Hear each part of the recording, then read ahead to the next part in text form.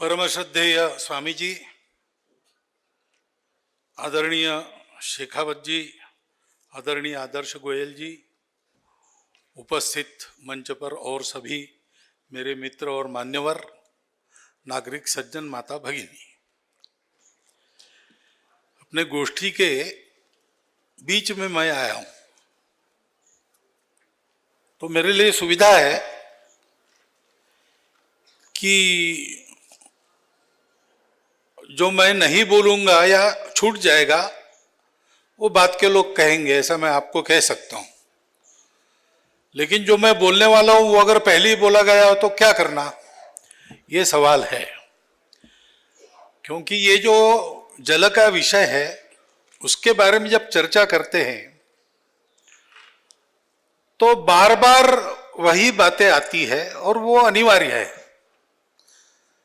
क्योंकि समस्या क्या है और समस्याओं का उपाय क्या है, इसकी चर्चा हम लोग कर रहे हैं। हम भारत के लोग हैं, हमारा अपना एक मानस है, हमारा अपना एक अनुभव है, हमारी अपनी एक परिस्थिति है जो समान है, और इसलिए हम बात करेंगे तो प्रामाणिकता से जब बात करते हैं तो वही बातें निकल कर आती है। और जैसा ये अभी कहा गया, गोयल साहब ने बताया कि इसको जमीन पर उतारना बहुत आवश्यक है। तो प्रारंभ कहां से करना, यह सवाल आता है। एक उपाय है जो आपने भी सुझाया और हो भी रहा है कि विमर्श वगैरह के पचड़े में न पड़ते हुए जितनी अपनी शक्ति है उतना कार्यक्षेत्र चुनना और उसमें इस मामले में क्या अच्छा हो सकता है वो करना। वहां पर्याप्त जल मिले, वहां स्वच्छ जल मिले, वहां जल संपदा का अनादर न हो, ये देखना, तो उसमें से रास्ते निकल आएंगे। और भारत जैसे इतने विस्तृत देश में एक प्रिस्क्रिप्शन सबके लिए लागू होगा, ऐसा मानकर नहीं चलना चाहिए। अनेक मामलों में हमारा भारत देश विश्व से अलग अनोखा देश है। और आज हम ये जो जल की चर्चा कर रहे हैं, क्यों करनी पड़ रही है? तो कठिनाई हुई, जल का प्रश्न खड़ा हुआ, जल का संकट खड़ा होने जा रहा है और वो हमारे लिए संकट बनेगा, हम होने नहीं देंगे। मंत्री महोदय ने जो कहा वो हमारा संकल्प है, वाटर वॉर्स, जल युद्ध होने नहीं देंगे हम। और भारत है तब तक नहीं होगा, ये बात बिल्कुल सही है, लेकिन डर तो सबको यही लगता है।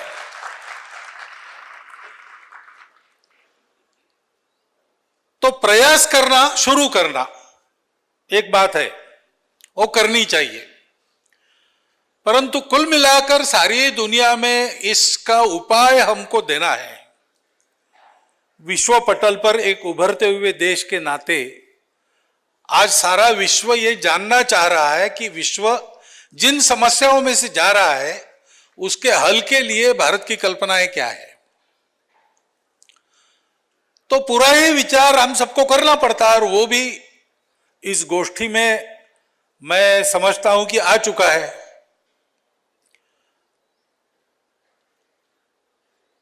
लेकिन उसको समझना बहुत आवश्यक इसलिए है कि हम सबको अगर प्रयास करने हैं, अपने अपने प्रयास हम करेंगे अपने अपने जगह, लेकिन ये संबंध, इस प्रश्न का संबंध जैसे हमारे अपने आचरण से आता है, वैसे आज कुल मिलाकर नीतियां जो बनती है उनसे भी आता है।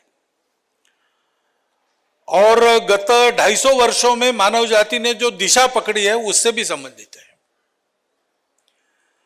और इन तीनों में आए हुए परिवर्तन का योगदान इस समस्या के निर्माण में है, और इसलिए इन तीनों के बारे में समझकर चलना पड़ेगा। अब ये ग्लोबल वार्मिंग वगैरह वगैरह सारी पर्यावरण को लेकर जो समस्याएं हैं वो वैसे बड़ी आधुनिक है, 300 साल की समस्याएं हैं। ऐसा क्यों हुआ? उसके पहले भी हम थे, उसके पहले भी हम जीते थे, खाते थे, पीते थे।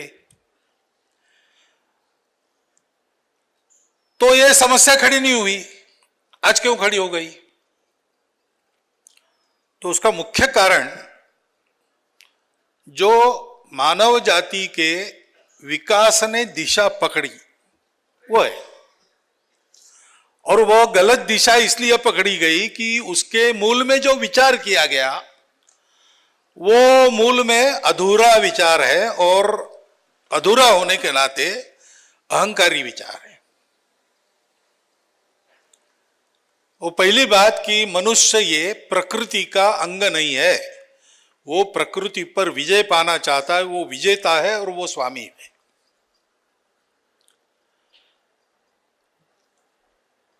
इस विचार के आधार पर जो जो हुआ उसमें प्रकृति के प्रति सम्मान कैसे रहेगा?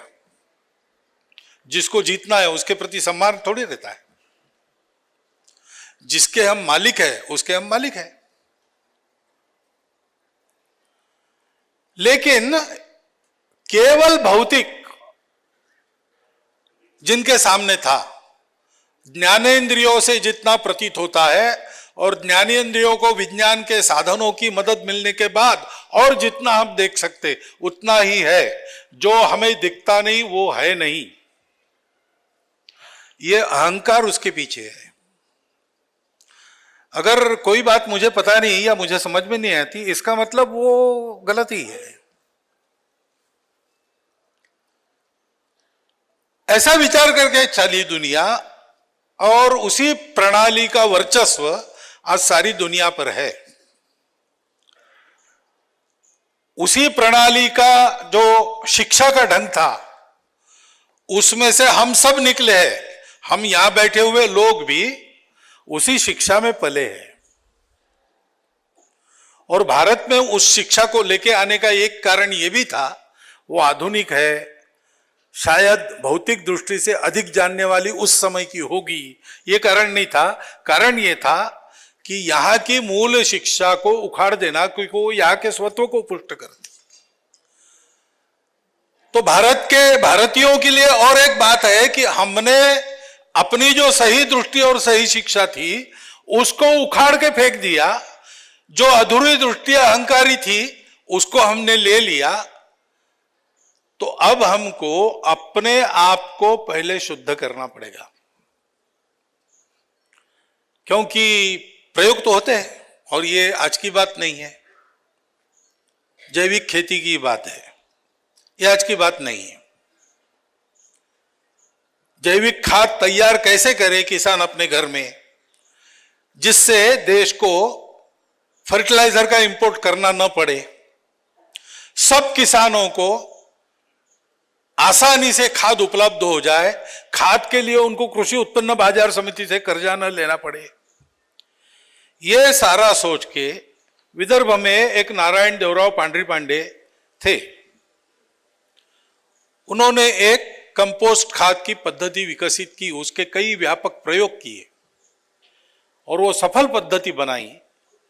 और उसका डाटा लेकर वो मंत्रालय में गए, तो मंत्री जी से तो मिलना हुआ नहीं, बीच में जो थे उनसे हुआ। उन्होंने तुरंत निर्णय किया कि ये क्या है, अच्छा भारत के व्यक्ति ने खोजा है, बेकार ही होगा और क्या, क्योंकि हम लोग तो अविकसित देश है, पाश्चिमात्य लोग प्रगत लोग हैं। और वो फर्टिलाइजर से देखो कितना बड़ा बड़ा उत्पादन निकाल रहे हैं। हमारा छोटा बैंगन वहां का बड़ा बैंगन, कारण फर्टिलाइजर। अब ये परभृत वृत्ति जब तक है ना, तब तक बहुत सी बातें ऐसी अधर में लटकी रहेगी। तो हम सबके लिए एक बड़ा प्रबोधन आवश्यक है। जैसे जल के विषय में प्रत्यक्ष जमीन पर प्रयोग शुरू होने चाहिए और बढ़ने चाहिए, उसका उपयोग तो है, वैसे सर्वत्र ये प्रबोधन हमको देना पड़ेगा।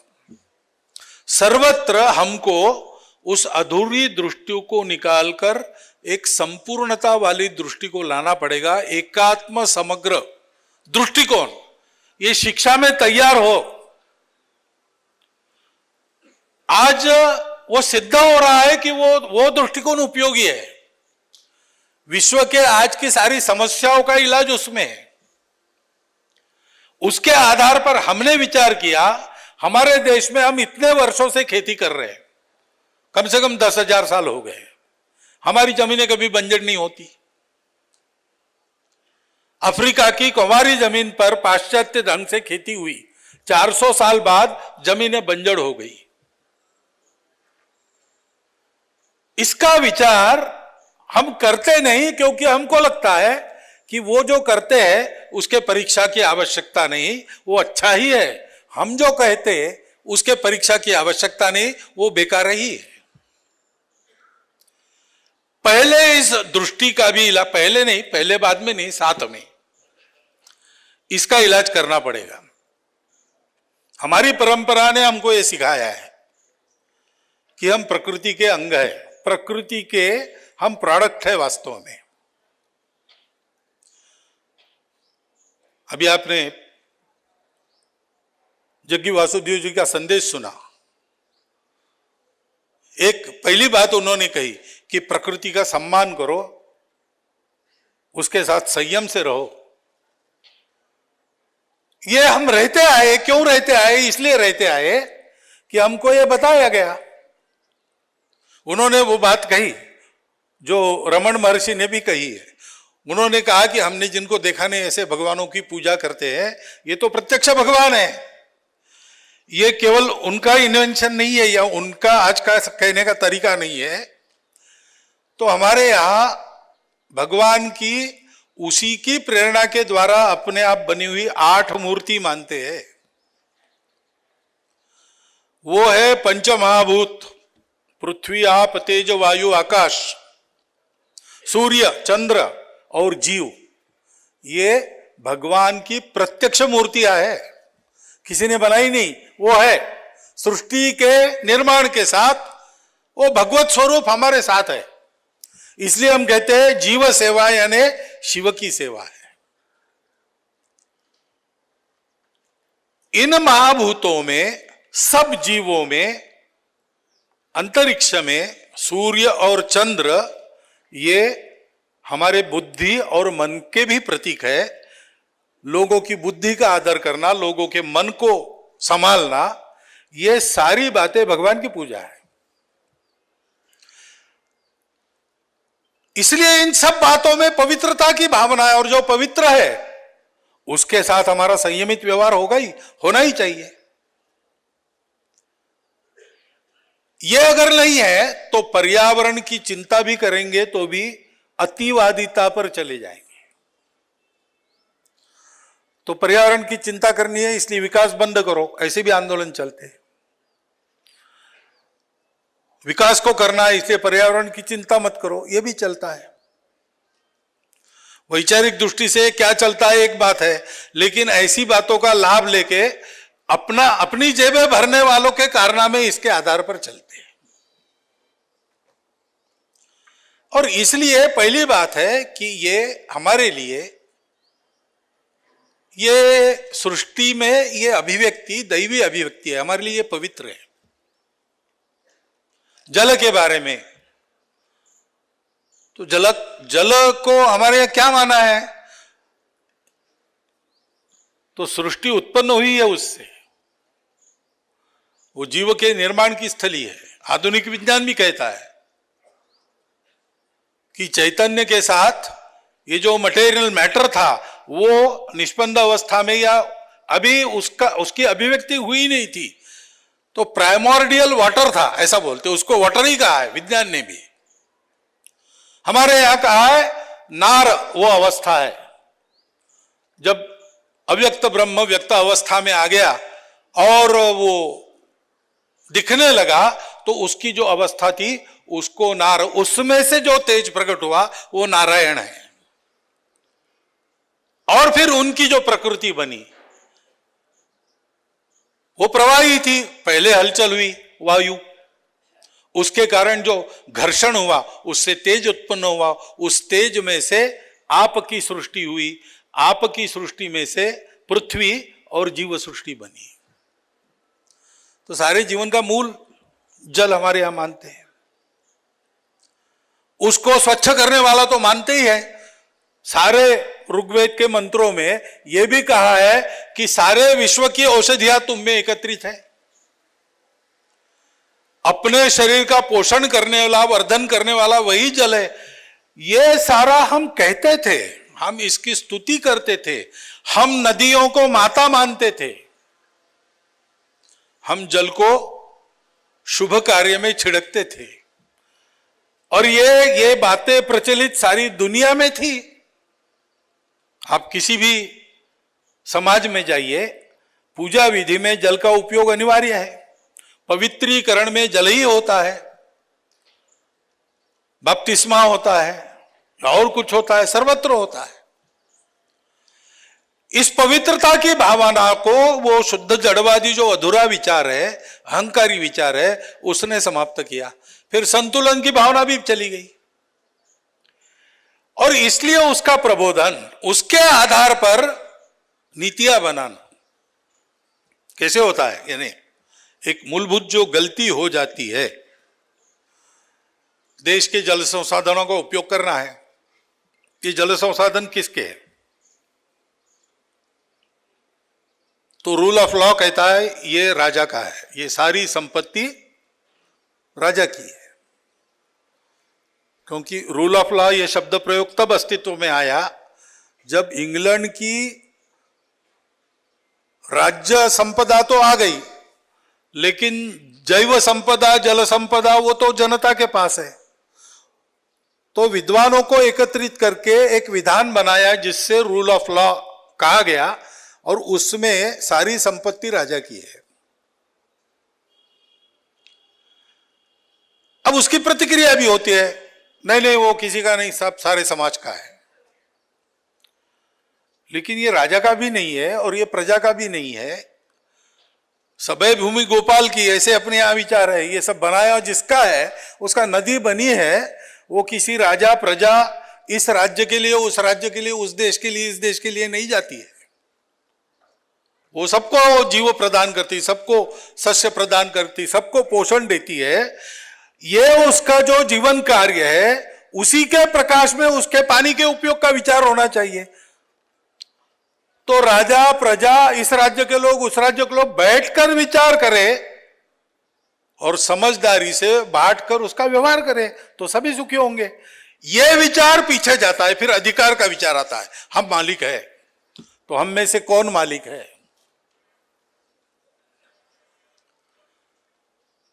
सारी बाकी जो समस्याएं आती है, जो पर्यावरण के विकास में, पर्यावरण के रक्षण में बाधा बनती है या विकास होने में बाधा बनती है, वो ऐसे ही संघर्षों से निकलती है।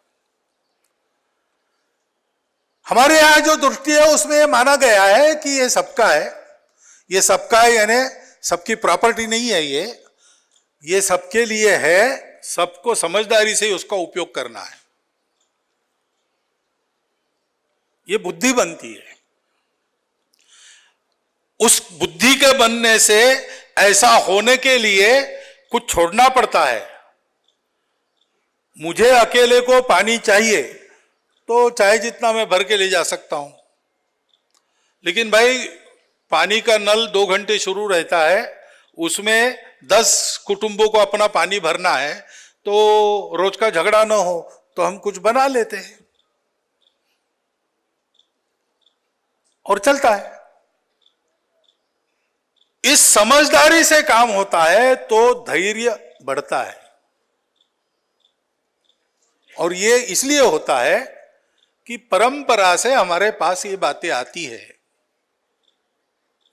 ये जो हमारी धी है, धृति है, स्मृति है, इसमें विकृति आ गई। चरक संहिता में लिखा है, अंतर जगत में या बाह्य जगत में, यानी पर्यावरण में, ये जो असंतुलन होता है, विषमता होती है, वो कैसे आता है? ये धी, धृति और स्मृति में दोष पैदा होता है। उसके चलते काल, कर्म और इनमें गड़बड़ होती है। क्या गड़बड़ होती है? इसका अयोग होता है, अतियोग होता है या मिथ्या योग होता है। और उसके चलते अपने मन में या बाहर पर्यावरण में विक्षोभ होता है, असंतुलन पैदा होता है, विषम स्थिति पैदा होती है। और इसलिए इसको बिना लाए इन सब बातों का विचार कैसे करना, उपयोग कैसे करना, ये जब सब सोचेंगे तो सर्वत्र ये सुधार आएगा। इस आधार पर हमको सारी बातों को सोचना पड़ेगा।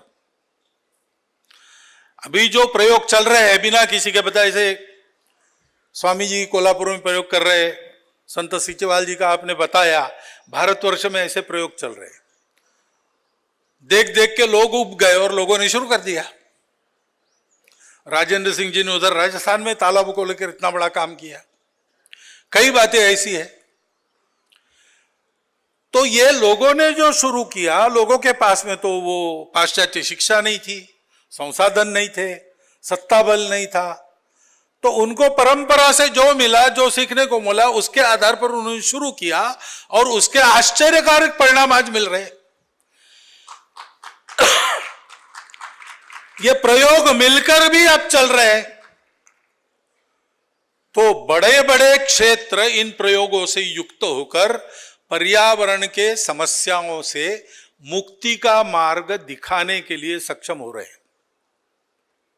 ये होगा, ये बहुत ज्यादा समय अब नहीं लगने वाला।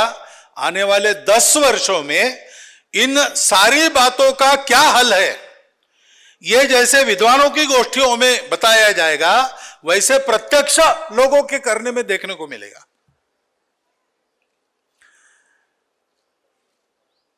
इसको जोड़ी होनी चाहिए नीतियों की। जैसे नदियों के अविरलता की बात है, फ्लो की बात आपने की, बिल्कुल सही बात है। गंगा इतनी शुद्ध क्यों रहती है बैक्टीरियोफाज है, गंगा में ये बात है, अनेक बातें हैं। परंतु और एक कारण है कि हिमालय के उधर से वो गंगोत्री से उतरती है नीचे, तो उसका आवेग इतना प्रचंड होता है कि समुद्र को मिलने के 1-8 किलोमीटर पहले नदियां खारी हो जाती है सारी। गंगा 2 किलोमीटर अंदर तक समुद्र को मिटा करती है। अब ये उसका फ्लो बना रहे, उसकी अविरलता बनी रहे, तो गंगा का गंगत्व भी बना रहेगा। हमको सोचना पड़ेगा नदियों पर बांध बनाने चाहिए कि नहीं। भाई इरिगेशन के लिए आवश्यक है, नई तकनीक है, नहीं बनाएंगे बिल्कुल ऐसा कहेंगे तो भी अतिवादिता होगी। तो कुछ मात्रा में इन सारे पंच महाभूतों का नियंत्रण हमको करना पड़ता है। उपयोग करना है तो हाथ में लेना पड़ेगा, हाथ में लेना है तो नियंत्रण करना है। भगवान की पूजा करते समय भी उनकी जो मूर्ति रहती है उसको हाथ में लेना ही पड़ता है ना, ऐसा लेना पड़ेगा, नियंत्रण करना पड़ेगा, लेकिन उनका अनुमोदन भी करना पड़ेगा। बहना नदियों का स्वभाव है, रोकना कृत्रिमता है। थोड़ी मात्रा में उसका उपयोग करना कोई बात नहीं, लेकिन कितनी मात्रा में करना विचार करो। बहना नदियों का स्वभाव है, बहना पवन का स्वभाव है। इस बहने में अवरोध आ गए या पवन के बहने में पर्वत वगैरह थे, उनकी रचनाएं बदल दी, हमने खोद डाला सब, तो भागवत पुराण में वर्णन है कलयुग में क्या होगा। उसमें एक बात यह भी है कि सारे पर्वतों को माइनिंग करके खोद डाला, तो फिर पवन का जो उपयोग होता है वर्षा का वहन करने में, वो नहीं, फिर वो तो हवा है, बह के ले जाती है। ऐसा हो गया, ऐसा वर्णन है। तो इन सारे पंच महाभूतों के उपयोग के बारे में उसका अनुमोदन भी करना है, उसका नियंत्रण भी करना है। दोनों में अतिवादिता की तरफ न जाते हुए उसकी मर्यादा बैठ के निश्चित करनी पड़ेगी, नीतियों में उसको लाना पड़ेगा। हो रहा है, ये विचार हो रहा है, यानी मैं ये हो नहीं रहा है ऐसी तकरार नहीं कर रहा हूं, इस दिशा में जा रहे हैं, लेकिन हम सब लोगों को ही जाना है। और हम सब लोगों का एक संकट है कि ये जो हमारी परंपरा से आई हुई दृष्टि है, आज हमारे यहाँ जो सुशिक्षित वर्ग है, संपन्न वर्ग है, उसके पास वो नहीं है। वो जितनी बची है उतनी बची है सुदूर जंगलों में और देहातों में, वहां से खोज खोज के हम निकाल रहे हैं। तो ये सभी को सीखना है, वहां भी सीखना पड़ेगा। विज्ञान की बात है, विज्ञान वैज्ञानिक वृत्ति होनी ही चाहिए। हमारी सारी परंपरा ये विश्वास रखने पर विश्वास नहीं करती। हमारे अध्यात्म को सिखाने वाले पंथ संप्रदाय भी विश्वास रखने को नहीं कहते, वो कहते हैं कि हमको ऐसा प्रतीत हुआ है, तुम करके देखो, तुमको क्या प्रतीत होता है तुम जानो। संतः परीक्षान्यतरत भजन्ते, ऐसा कहा है। तो ये हमको करना ही है, अवैज्ञानिक कुछ भी नहीं करना है। लेकिन वैज्ञानिक यानी क्या है, जो न्यूटन के जमाने में मान्यताएं थी वो कई आज बदल गई है, क्योंकि कई बातें आज गलत पाई गई है। वो विज्ञान यानी न्यूटन के जमाने में जो किताब लिखी उसको सत्य मानना, ये नहीं है। तब से जो विचारधारा मिली एक भौतिक विज्ञान में, उसको विकसित करना अपने अनुभव से। सतत शोधन परंपराओं का सांस्कृतिक जैसे करना पड़ता है, वैसे विज्ञान का भी करना पड़ता है। विज्ञान में अप टू डेट रहने की बहुत महत्ता है। एक जमाना था जब हमारे यहां और स्वास्थ्य विभाग से प्रचार होता था कि स्तनपान मत कराओ, क्योंकि उस समय का विज्ञान मानता था। आज बदल गया है, पूरा उल्टा हो गया है, क्योंकि विज्ञान की मान्यता बदल गई है। अब विज्ञान का जन्म बहुत आधुनिक है उस मान से। तो हमारी परंपराएं इतने वर्षों से चली है, प्रत्यक्ष जमीन पर चली है। उसने इतने बड़े देश का, विविधता भरे देश के समाज का धारण पालन पोषण किया है, इतने दिनों से हमारे यहाँ की प्रकृति को सुरक्षित रखा है और हमारे यहाँ के विकास को भी आगे बढ़ाया है। सिरोही का लोहा प्रसिद्ध था तलवार के लिए। स्टील प्रोडक्शन 8 लोग भट्टी उठाकर ले जाते थे, जिसको चाहिए उसके आंगन में कराते थे। उस प्रति का लोहा आज भी बनना कठिन है, यह भी सिद्ध हुआ है। न जंगने वाले लोहे के खंबे हमारे यहां गड़े हैं अपने देश के मैदानों में। यह सब हमारे यहां था, फिर भी हमारे यहां कोई पर्यावरण का संकट नहीं खड़ा हुआ। इतनी खेती हुई, अच्छी खेती हुई, हमारी जमीन बराबर उर्वर बनी है। और आज भी हमारे जमीन के, हमारे जल के गुण कुछ मात्रा में कायम है। क्यों है? वो भी एक ज्ञान है। उसको केवल यहां का है इसलिए बेकार मानकर छोड़ देंगे तो नहीं होगा, इसलिए हम निकाल रहे हैं, उसका प्रयोग कर रहे हैं। लेकिन ये सब ज्ञान के आज के प्रचलित प्रवाह में लाकर हमको स्थापित करना पड़ेगा। इस दृष्टि से नीतियों का भी बड़ा महत्व रहता है। लेकिन ये सब कहने के बाद भी जो एक बात यहां कही गई वो फिर भी ध्रुव है कि आखिर ये सारा परिवर्तन कैसे होता है। परिवर्तन मेरे से प्रारंभ होता है। मैं अभी जल पर यहां पर व्याख्यान दूं और मैं अपने व्यवहार में जल को न बचाऊं तो कैसे होगा? क्योंकि सारे संकट का उपाय क्या है? जल का भंडारण बढ़ना चाहिए। हमारे यहाँ तालाब वगैरह की व्यवस्था थी, जितनी बची खुची है उसको बचाएं, जितनी बढ़ा सकते बढ़ाएं, और कुछ कर सकते करें। परंपरागत तरीके हमारे यहाँ बने हैं, उनको अपनाएं। नए तरीके जो उपयोगी है उनको ले, क्योंकि जल पृथ्वी की एक संचित संपत्ति है। वो अपने लिए एक निश्चित मात्रा मिली है, उसी की भाप बनती है, वो मेघों के द्वारा वर्षा कराती है, हम खाते पीते हैं, निकाल देते हैं, वो तरह तरह से प्रक्रिया होके भाप बन के फिर से जाता है, फिर से गिरता है। इसमें उसका जो लॉस होता है वो कम से कम होना चाहिए। इसलिए जितना गिरता है उतना पूरा का पूरा हम कैसे स्टोर कर सके, इसका उपाय करना चाहिए। दूसरा, बिना कारण ज्यादा जल खर्चा करने वाले तरीके, जैसे फर्टिलाइजर का उदाहरण मैंने दिया, खूब पानी खाती है जमीन उसके कारण, और अन्न को भी विषयुक्त बनाती है, क्यों करना। बड़ी मात्रा में पशु हत्या ये पानी के व्यय को बढ़ाती है। मनुष्य केवल अपने खाने के लिए जो करता है वो भी वैज्ञानिक दृष्टि से शाकाहार अच्छा है ऐसा मानते हैं, लेकिन बदलने में समय लगता है और खाने की बातें किसी पर लादी नहीं जा सकती। धीरे धीरे मन बदलता है, लोग करते भी है। वैसे भी अपने देश के मांसाहारी लोग ये एक नियम में रहकर ही मांसाहार करते हैं।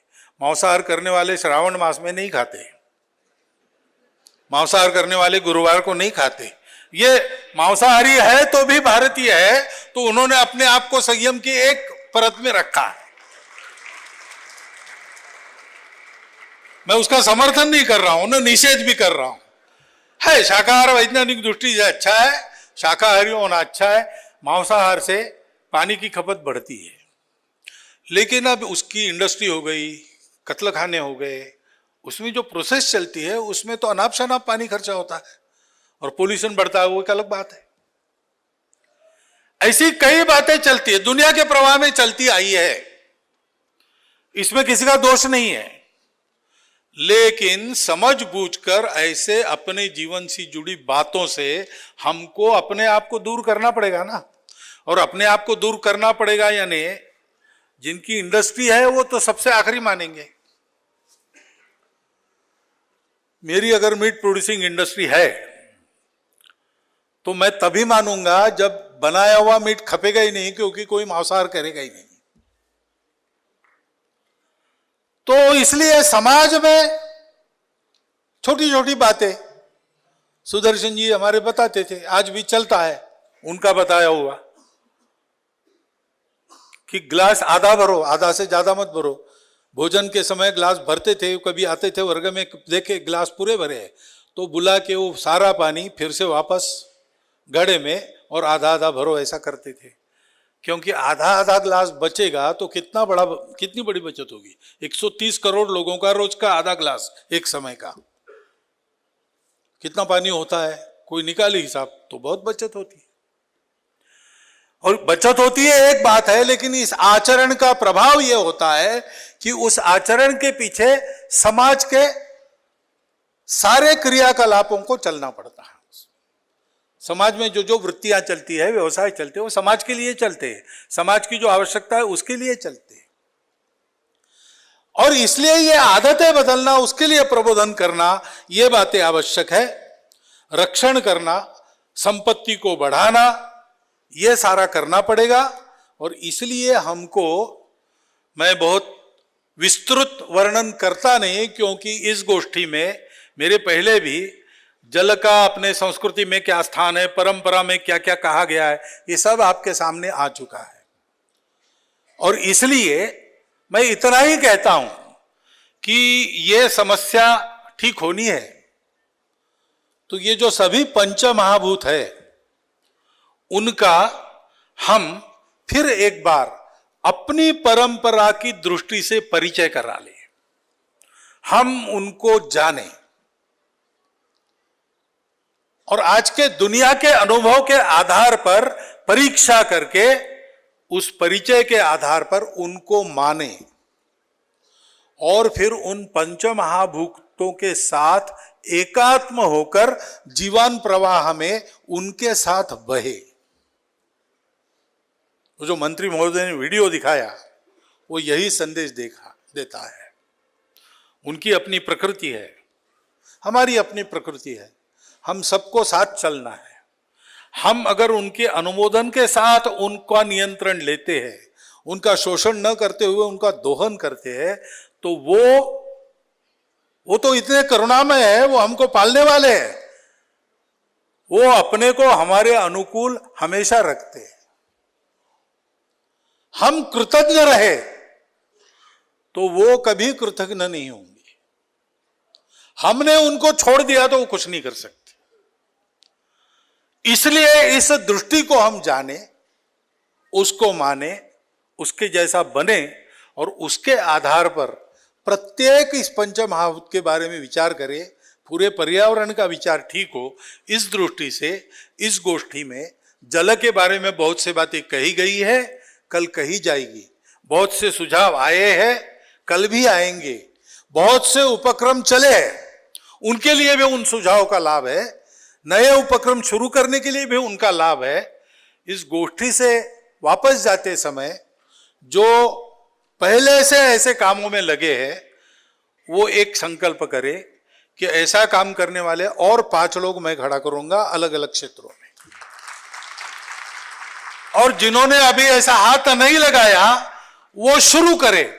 और बहुत बड़ा कार्यक्षेत्र चुनने की जरूरत नहीं। हमारे अपने घर में, कुटुंब में जो पानी की खपत होती है उसका निरीक्षण करके उसको कम कैसा कर सकते हैं, यहां से भी प्रारंभ किया तो भी प्रत्यक्ष जल संरक्षण में हम एक बड़ा योगदान कर सकेंगे। ऐसा उद्यम खड़ा हो जाएगा। वो उद्यम खड़ा होने से हमको उत्तर मिलेगा, हमारे देश के लिए उत्तर मिलेगा, संपूर्ण विश्व को इन सारी समस्याओं से समाधान मिलने वाला है। और वैसा समाधान देना एक उभरते देश के नाते और हमारा ईश्वर प्रदत्त कर्तव्य भी है, इस नाते हमारा दायित्व बनता है। उस दायित्व को हाथ में लेकर हम आगे चले, अपने दृष्टि को समझ कर चले। इतना ही एक अनुरोध आपके सामने रखता हूं और मेरे 4 शब्द समाप्त करता हूं।